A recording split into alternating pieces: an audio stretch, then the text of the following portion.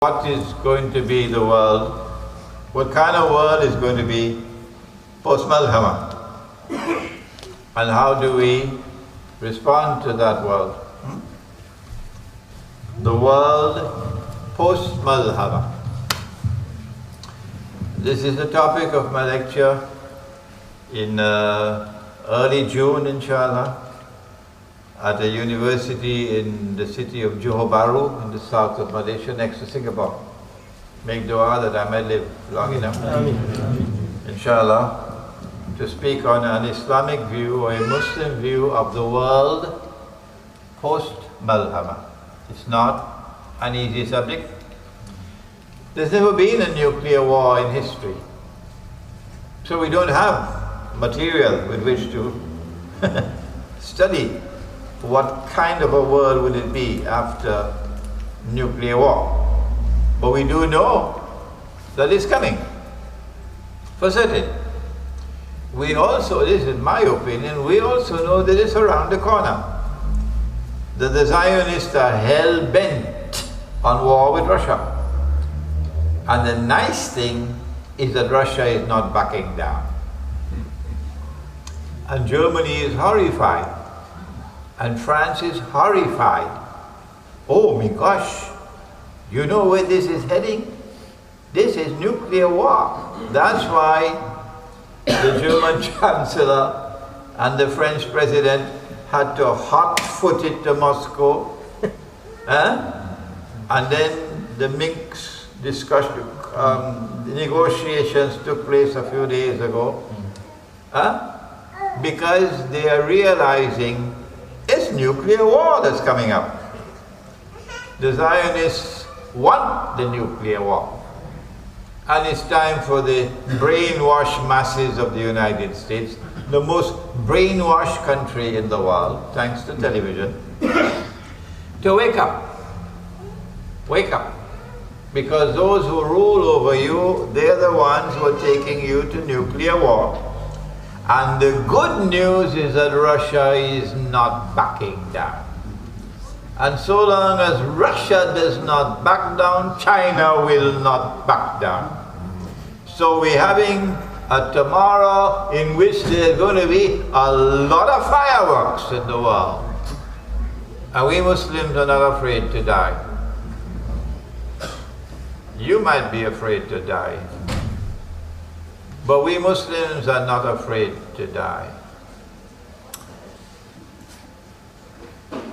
We know that the world is going to be substantially smaller.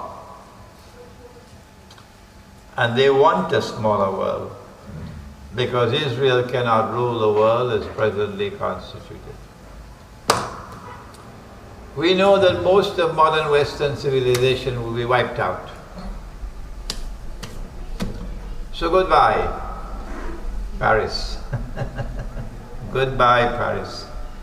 If you choose to remain in the cities of the modern world, the cities of the Western world, that's your choice. When the fireworks start, all that we can do is to make dua. We can't do more than that. We're not going to celebrate your misery. No. You are Muslim brothers, but you're misguided. You want to remain in the city. So go ahead. We say that the best place to be when nuclear war takes place is out of the cities and towns. Why? Because the city does not feed itself. Food has to come from outside. Water has to come from outside. And the lines of communications are going to be disrupted in nuclear war.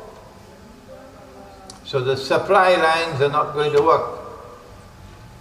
And when food and water become scarce in the post-nuclear world, and the frantic search for food and water turns violent, the last place in the world you'll want to be is in the city.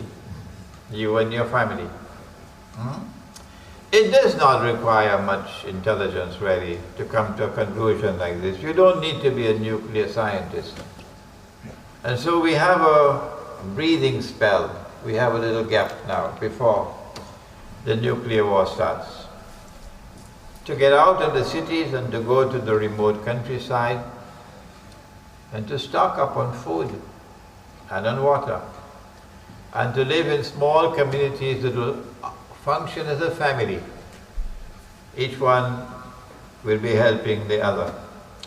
But in the cities it's going to be dog eat dog. You won't want to be there.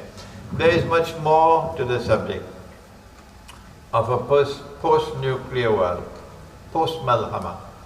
But I'll save that for the lecture in Johor Bahru, which will be in early June, inshallah. Next question. In fact, Maulana, just to remind you, on Wednesday, in fact, February the 25th, the topic is the Malhama and the world hereafter. Yes, but you're not going to get the whole lecture. Okay, just to remind the audience that there will be